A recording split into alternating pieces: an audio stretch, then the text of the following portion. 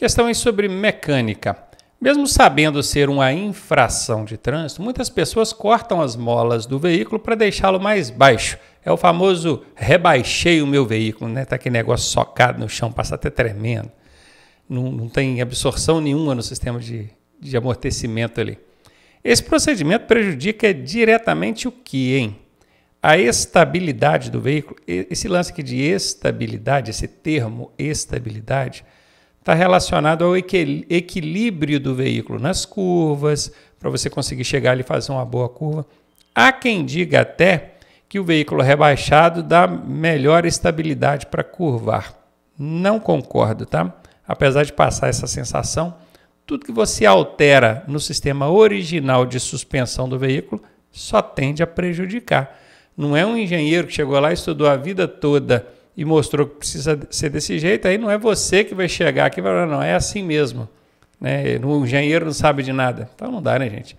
Prejudica, sim, diretamente a estabilidade do veículo. Pode ser essa a resposta. Prejudica o desempenho das lonas. Esse lonas aqui ficou muito vago, né? Porque quando a gente fala de um veículo, você tem lona ali para cobrir a carga, tem outros tipos de lonas aí num veículo. Mas esse lonas aqui certamente está se referindo às lonas do sistema de freios, tá? E cortar as molas do veículo não tem interferência direta com o desempenho das lonas do veículo. Pode até ser que indiretamente force mais os freios, coisa e tal, mas interferência direta não tem não. Muito menos em relação às peças móveis do motor, né? Que as peças estão trabalhando lá dentro do motor. Não tem interferência. Também sobre a vida útil do disco de fricção. Esse disco de fricção certamente também é relacionado aí ao sistema ali de embreagem, provavelmente. Também não tem relação direta. Sim, prejudica diretamente a estabilidade do veículo. Na hora de uma freada, na hora de fazer uma curva, aí é complicado. Além de ser infração, tá, gente? Pegou você andando com o veículo rebaixado, a infração de trânsito, alteração de característica não autorizada. Além da multa, você vai ter o seu veículo retido aí. Questão aqui sobre primeiros socorros, e o texto dela diz o seguinte: a contaminação pelo vírus da AIDS ocorre de várias maneiras. Não corre risco de contaminação quem, aí quer saber quem, socorre a vítima usando luvas, olha, aquelas luvas descartáveis, né, que enfermeiros, médicos utilizam, é uma forma de você se precaver, né, prevenir de contaminação pelo vírus da AIDS, assim como outros vírus, né, hepatite C e outros que são transmitidos via corrente sanguínea, mas não significa que você não vai correr o risco, não. Você vai diminuir as chances, né?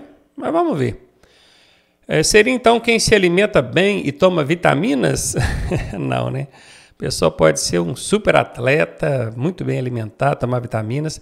Se ele tiver contato com sangue infectado, a chance dele se contaminar é muito grande. Então, isso aqui não resolve. Está tomando antibióticos? Também não, absolutamente nada a ver. Está com as vacinas em dias? Quando fala vacina, você dá a entender que é alguma vacina anti-AIDS, né? Não existe, tá, gente? Vacina que proteja contra a contaminação, não. A maneira de você se prevenir é evitando o contato com o sangue de uma vítima que você não conhece, né? Então, eu só não concordei, porque aqui na questão colocou assim, não corre risco.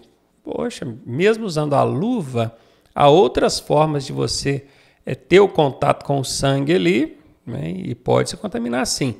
Aqui reduz os riscos, aí sim, não corre risco, não, reduz os riscos, tá, Detran? Seria mais adequado. Mas caindo nessa questão aí na sua prova, você já sabe, letra A, pode marcar aí a resposta. Questão aí sobre primeiros socorros, e ela diz o seguinte: um motorista, ao realizar a troca de um dos pneus do veículo, é atropelado por uma motocicleta. Nessa situação, como conduta de primeiros socorros, o motociclista deve fazer o quê? Explicar o ocorrido aos curiosos que se aproximam. Isso é muito comum, tá? No acidente, ao invés do motociclista ali adotar providências para amenizar a dor ou reduzir os riscos de outras pessoas se envolverem ali na situação de sinistro, ele fica tentando justificar para os curiosos que estão chegando. Não precisa, tá? Isso aqui está fora, esquece isso. Procurar um guarda de trânsito para fazer o boletim de ocorrência. Olha, tem que avisar, sim, o socorro especializado e as autoridades locais. Mas isso aqui não é a primeira coisa a ser feita, não, tá? Isso aqui não é a primeira coisa, não. Tem outras prioridades aqui. Vamos deixar isso aqui separadinho por enquanto. Não vamos dar ela como errada, não. Se aparecer alguma melhor, a gente elimina ela e pega essa melhor. Sinalizar adequadamente o local. Opa, ok. Providenciar socorro médico especializado. Ok. Pensa comigo aqui, se você tiver que escolher entre os procedimentos que estão na letra C e esses que estão na letra B, com qual você ficaria? Elimina a letra B, ficaria com a letra C, não é? Por isso que às vezes na prova a gente fica ali, ai, será que é essa ou aquela? Calma, não elimina ainda aquela que você está em dúvida, não. Deixa, depois você volta e vê das duas aqui qual que é a mais adequada, viu? E a letra D está eliminada porque fala transportar a vítima ao posto de saúde mais próximo com a ajuda de outro motorista. Esse transportar a vítima, ele quebra uma das 10 regras sagradas da prestação de primeiros socorros. Até pode acontecer no caso de você não conseguir acionar socorro especializado. Não tem como, incontactável. Se a vítima não chegar logo a um atendimento especializado, ela vai morrer. Aí é um caso de exceção, você até poderia fazer. Mas a regra geral diz que transportar a vítima é coisa de pessoal especializado, treinado em veículo apropriado para isso. Você não. Beleza? Então, letra D está fora. Letra C é a resposta. E aí, tá gostando da aula? Eu sou o professor Ronaldo Cardoso e tenho o caminho das pedras para você chegar à sua aprovação da forma mais suave possível. Se você fizer exatamente o que eu te pedi, eu garanto que você passa. Clique aqui no primeiro link da descrição e vem ser aprovado com a gente. Infrações e penalidades.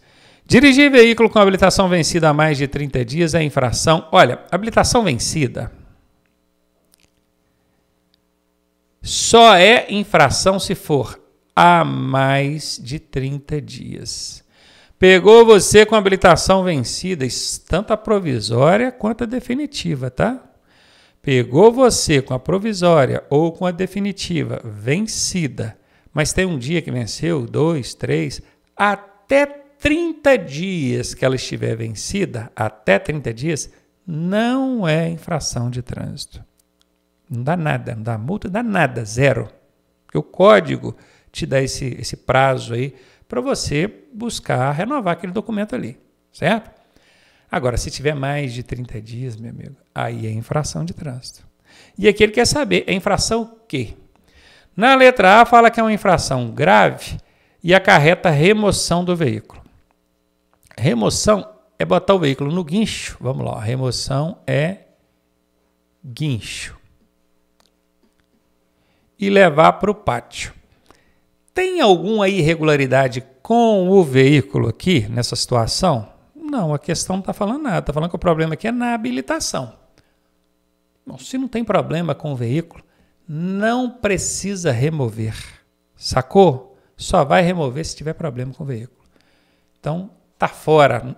Nem sabia se era grave ou se não era, mas já que o Detran me deu essa colher de chá, eu vi que a remoção, e remoção aqui não vai dar. Eu já eliminei a letra A. Gravíssima e acarreta retenção do veículo. Vamos lá. Vamos lá. Multa gravíssima no cara e o veículo está retido. A necessidade de reter... Qual que é a diferença de remoção para retenção? A remoção é botar o veículo no guincho e levar para o pátio. A retenção não, ele fica no local até que a irregularidade possa ser resolvida. Qual que é a irregularidade? A habilitação vencida. Então imagine que o policial parou esse camarada com a habilitação vencida há mais de 30 dias, aplicou nele ali a autuação, que vocês chamam de multa, né? E deixou ele embora dirigindo. Liberou o carro para ele ir embora. Uai, aí já saiu dali dirigindo com a habilitação vencida de novo, ué? Aí não pode, né, gente? Aí o policial tem que falar, ó, e o veículo não sai daqui enquanto você não arranjar alguém habilitado para tirar. Isso chama-se retenção do veículo. Não é remoção. Remoção bota no guincho e leva. Aqui não é. Aqui é retenção. O veículo vai ficar no local até você arranjar alguém habilitado e tirar. Na maioria das vezes a pessoa arranja um qualquer que está passando na rua ali que é habilitado. Só que você pode retirar esse veículo daqui para mim? Aí o cara fala, tiro sim. Aí ele pega o carro ali, vai dirigindo, depois da esquina já entrega para o sujeito aqui de novo, né? Aí é problema dos dois. Eles estão dando um jeitinho brasileiro, o policial não tem nada a ver com isso. Arrumou um habilitado para tirar o veículo, tira na hora. Beleza? Então, nesse caso, pode ser, cabe. Eu sei que dá multa, não sei se é gravíssima ainda, mas eu sei que a retenção cabe. Aqui diz que vai ser uma multa média e acarreta a apreensão do veículo. A apreensão de veículo deixou de existir em 2015, tem muito tempo. Hoje em dia só existe a remoção e a retenção do veículo. Guardou isso? Só remoção e retenção. Apreensão não existe. Apareceu a apreensão na alternativa, você já elimina. Essa está errado. Seria uma infração leve e recolhimento da CNH? Olha, esse recolhimento da CNH, ele até existia há um tempo atrás, porque essa habilitação estava vencida há mais de 30 dias, né? Não tinha valor mais para a pessoa. O que ela ia fazer com essa habilitação vencida? Antes o entendimento era esse, só que agora não. Agora o Conselho Nacional de Trânsito publicou uma resolução que diz o seguinte: o documento de habilitação, ele é mais do que um documento que te autoriza a dirigir. Ele é um documento de identificação. Ele tem seu CPF, tem seu documento de identidade, tem a sua foto. Ele é um documento de identificação. Tanto que quando você chega no banco ou qualquer lugar que te pede um documento de identificação, a habilitação vale, não vale? Pois é. E o documento de identificação, apesar de na legislação, não é de trânsito, não, legislação geral, não dizer o tempo de validade, né? Tem gente que fala que vale por 10 anos um documento de identificação. Não estou falando habilitação, estou falando documento de identificação. Vale por 10 anos, mas na verdade isso não tem em lugar nenhum, tá? O documento ele de identificação, ele vale enquanto ele estiver te identificando. A pessoa olhou para a foto, olhou para você, está te identificando, é um documento de identificação. Esse lance de 10 anos, até o Detran mesmo, às vezes, impede a pessoa de fazer exame com a identidade, né? Que já tem mais de 10 anos. Essa identidade só tem mais de 10 anos, mas isso não está escrito em lugar nenhum da lei. Eles que inventaram isso, por conta deles. Que o documento tem que te identificar. Então, como essa habilitação pode estar com o exame médico para você dirigir vencido, mas documento de identificação ainda está ok, eles não recolhem mais. Ok? Sem contar que a infração leve não é, né? Então tá fora. Sobrou a letra B de bola. Dirigir com habilitação vencida há mais de 30 dias é infração gravíssima e dá retenção do veículo até você arranjar alguém habilitado para tirar esse veículo. Mais um aí de normas de circulação. O pedestre tem preferência sobre o veículo quando?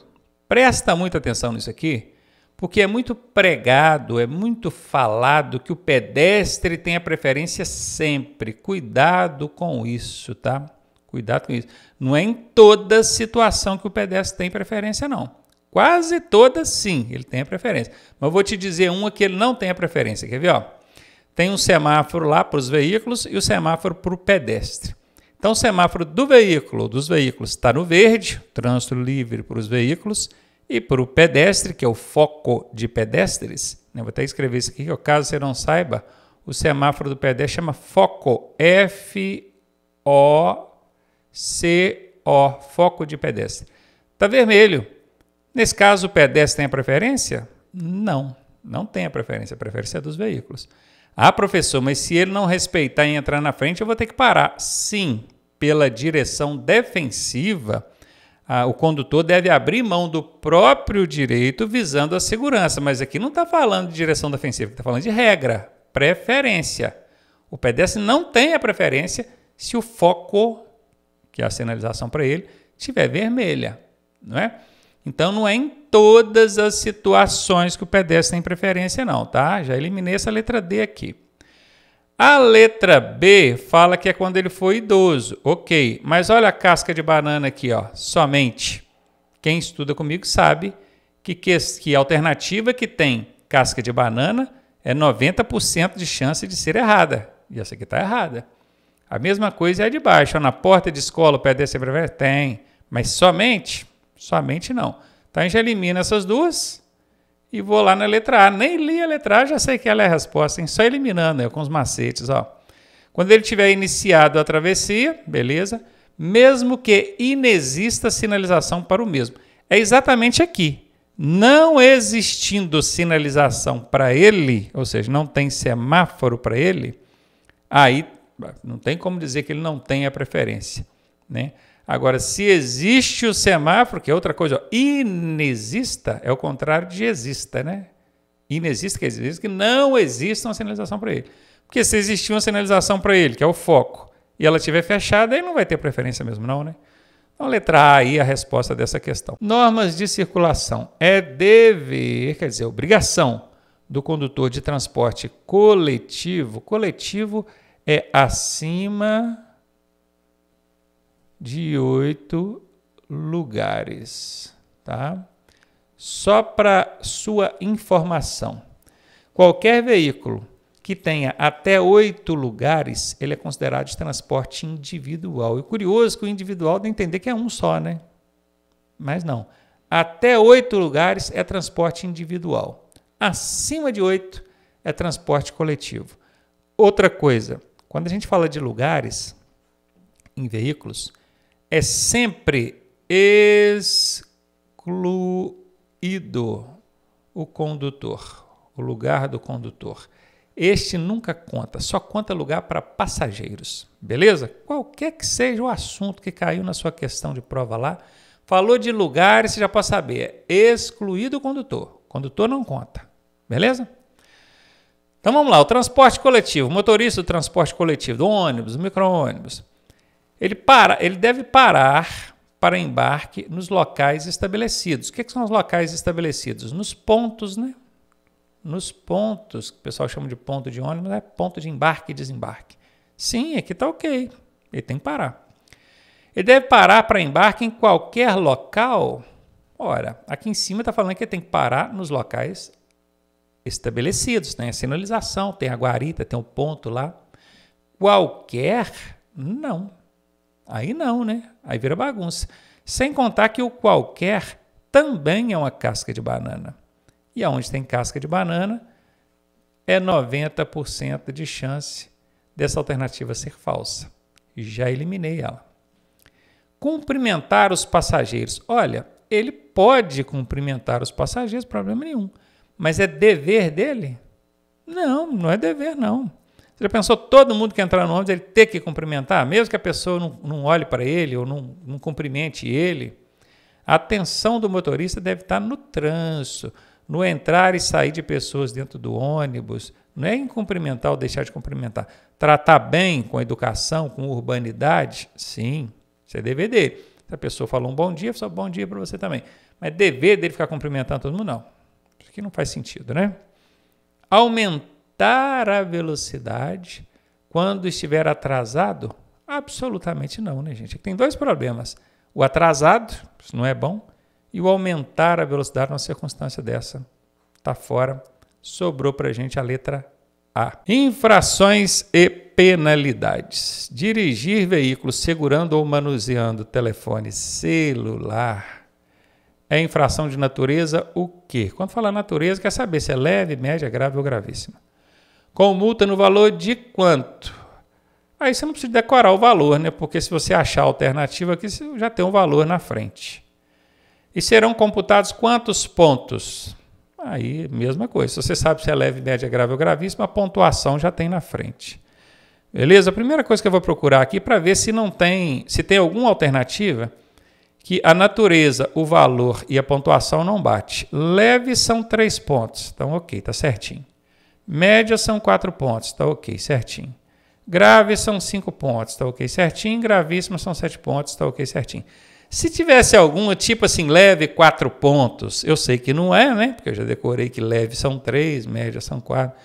Eu já ia eliminar, porque aí o Detran deu assim, de bandeja pra gente. Mas aqui ele não ajudou não, tá? Inclusive os valores aqui estão batendo direitinho. E aqui sobre celular, gente, é o seguinte, existem 2 tipos de multa para o celular. Existe uma que é média e existe uma que é gravíssima. Existem 2 tipos, tá? Se o camarada tirar a mão do volante para segurar, manusear o celular, o smartphone, aí é gravíssima, tá? E cadê? Ó, dirigir segurando ou manuseando o telefone. Para ele segurar, ele teve que tirar a mão do volante. Aí é gravíssima. Agora, se ele não está segurando ou manuseando, aí é média. Professor, explica, me dá um exemplo de situação que ele estaria utilizando o celular sem segurar, manusear. No Viva Voz, por exemplo. Alguém ligou para ele, ele atendeu, com o carro parado, né? Botou o telefone no Viva Voz em cima do banco e foi dirigindo. E isso é infração de trânsito média. Não pode ficar falando ao celular enquanto dirige. Beleza? Nem com ele no Viva Voz lá em cima do banco não pode. Ah, mas aí o guarda não vai saber. Se não vai saber, não é problema meu. A legislação diz que essa situação é infração média, tá? Outra situação seria quando o condutor prendeu o telefone ali no ombro aqui, né? Ele botou ele aqui no ombro e vai dirigindo, ó. Ele está segurando? Não, não está segurando. Então não é gravíssima. Para ser gravíssima, ele tem que estar segurando. Não é gravíssima, tá? Outra situação é o motociclista que pega o celular, enfia aqui dentro do capacete, prende ele aqui na orelha e vai lá pilotando a moto e está falando aqui no telefone. Também não está segurando. Então seria média, né? Agora, se ele está segurando, minha amiga, aí é gravíssima, porque ele precisou tirar uma mão do volante ali, ou do guidão, para segurar o telefone, aí é gravíssima. Então a resposta aqui é a letra D de dado, gravíssima. O valor, você já está vendo aqui, a pontuação é 7. Infrações e penalidades. Atirar do veículo ou abandonar na via objetos ou substâncias é infração de natureza o quê? Aí, de novo, o Detran que lança. Ele te dá uma situação de infração e quer saber se é leve, média ou gravíssima. Eu acho isso uma sacanagem, né? Covardia. Uma puta covardia, vamos falar assim. Para não falar palavrão. Porque o cara teria que decorar todas, cara. Todas. Não tem como. Eu tenho 30 anos de profissão como instrutor, eu não sei todas. São mais de 500 condutas infracionais. Você não consegue decorar todas. Eu sei aquelas mais comuns e acerto muitas por um macete que eu uso aqui, que é um macete que dá aí 60% de acerto. Às vezes 40% acaba não dando certo. O que eu analiso aqui? O risco. Isso é de baixo ou alto risco? Oferece risco direto à segurança ou à vida? Se é de alto ou baixo risco, se é de grande risco, médio risco ou baixo risco, eu já vou classificar ali se ela é leve, média, grave ou gravíssima. Alto risco, grave ou gravíssima. Baixo risco, leve ou média. Oferece risco direto à segurança ou à vida? Grave ou gravíssima. Não oferece risco direto, leve ou média. Então vamos lá, você acabou de chupar um picolé. Não vou nem dizer você, motorista, porque você não poderia estar chupando picolé e dirigindo, mas o passageiro do seu carro chupou o picolé, abriu a janela, jogou o papel do picolé e o pau do picolé ali pela janela. Professor, mas aí o motorista responde sim. O condutor do veículo responde por tudo que acontece ali com os ocupantes do veículo. Então você tem que orientar, a gente não joga nada pela janela, porque senão sobra para mim, né? Parece injusto, mas é assim que funciona. Então esse cara jogou lá o pau do picolé, o papel do picolé pela janela. Se é de alto risco, médio risco ou baixo risco? Nesse caso, baixo risco, né? E oferece risco direto à segurança, à vida? Não. Se não oferece risco direto à segurança nem à vida, não é grave nem gravíssima. Então eu vou ficar entre leve ou média. Como é um risco baixo, no meu conceito, eu iria de leve. Só que eu estou falando aqui de jogar um papel de picolé. Imagina se for uma lata de refrigerante, pega no para-brisa do carro de trás. Então, a depender da circunstância, pode ser um risco médio. E no caso desse risco médio, nós vamos aqui de infração média, B de bola. Questão sobre infrações e penalidades. O julgamento dos recursos contra penalidades aplicadas por infrações de trânsito se dará... Bom, você foi penalizado. Recebeu lá na sua casa a cartinha do correio, escrito lá que tem uma multinha para você pagar. Você foi e recorreu daquilo ali. Eu vou recorrer. Deixa eu recorrer aqui. Recorre a quem? A Jari, né? Em primeira instância é a Jari, Junta Administrativa de Recursos de Infrações. Numa segunda instância, que é uma segunda fase de recurso, é o Conselho Estadual de Trânsito quem vai julgar. Mas aqui está querendo saber o seguinte, o julgamento desses recursos de penalidades se dará pela identificação do infrator? Não tem nada a ver, colocaram isso aqui para encher linguiça. Aí o cara, avancei o sinal vermelho aqui. Aí eu vou lá e falo, não era eu que estava dirigindo, não, é outro aqui, estou identificando o infrator. Não, aí não é recurso, aí é apresentar o condutor. Quem realmente estava dirigindo. É outra coisa, não tem nada a ver. Pela notificação da autuação, veja, aqui é autuação ainda. A autuação ainda não é a multa. Tem a notificação da autuação e tem a notificação da penalidade. Penalidade. A multa já é a notificação da penalidade. Não faz sentido. Por meio do processo administrativo, existe processo judicial, que a gente vai levar lá para o fórum, né? Aí tem que ser representado por um advogado, coisa e tal. E existe processo administrativo, aquele que quem julga não é um juiz, é um ajari. É um grupo de pessoas que foram escolhidas ali pelo órgão de trânsito para julgar os seus recursos. Ou então pelo CETRAN, que é o Conselho Estadual de Trânsito. Esse aqui em primeira instância, esse aqui em segunda instância. Certamente vai ser essa a resposta. Pelo auto de infração e notificação da autuação é a mesma coisa. Não é a mesma coisa, não. Quase a mesma coisa. Auto de infração é aquilo que o guarda preenche ali na hora que ele está vendo você fazer a infração. A notificação da autuação é a cartinha que chega pelo correio para avisar que o guarda te autuou. E a notificação da penalidade, aí já é a penalidade. São coisas distintas. Então aqui é letra C mesmo. Então, o julgamento dos recursos contra penalidades aplicadas por infrações de trânsito dará por meio de processo administrativo. Existe também o processo judicial, só que aí não é recurso de penalidade. Aí é outra coisa, pelo crime, ou sei lá, a coisa se agravou aí, né? Letra C a resposta. Infrações e penalidades. A responsabilidade pelas infrações praticadas na direção do veículo cabe a quem? Veja bem, existem infrações que são de responsabilidade do proprietário do veículo. É só ele que vai responder. Quais são as infrações que são de responsabilidade do proprietário do veículo, dono do veículo? São aquelas infrações relacionadas à regularidade do veículo. Tudo que tiver de errado com o veículo é o proprietário que responde. Então vamos imaginar o seguinte: eu pedi o seu carro, o seu carrinho aí, emprestado. Você me emprestou. Aí eu fui parada numa blitz e a polícia viu que os pneus do seu carro estão carecas. Isso é uma infração que aconteceu porque eu dirigi de forma imprudente ou negligente, ou é porque o seu veículo está irregular? Porque o seu veículo está irregular. Então, eu, condutor, vou ser responsabilizado por essa infração aí? Não vou. A multa vai existir, mas quem vai responder por ela é o proprietário. Então, dei um exemplo, né? Agora, imagine uma outra situação. O seu veículo está tudo ok, tudo certinho, tudo lindo, seta funcionando, farol, tudo direitinho, documentação em dia, tudo lindo. Mas um policial viu eu avançando o sinal vermelho do semáforo. Esse problema, essa infração está relacionada ao veículo? Não. Está relacionado ao jeito de eu dirigir. Eu cometi uma imprudência ou uma negligência.